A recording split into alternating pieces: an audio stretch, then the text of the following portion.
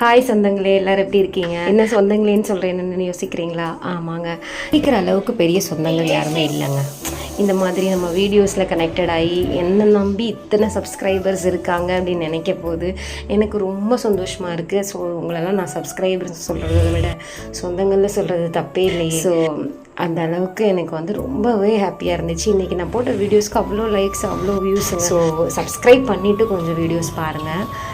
இது நம்ம ஊருக்கு வந்துட்டு மறுநாள் எடுத்த வீடியோ. ஸோ நம்ம மார்க்கெட் போயிருந்தோம் ஈவினிங்.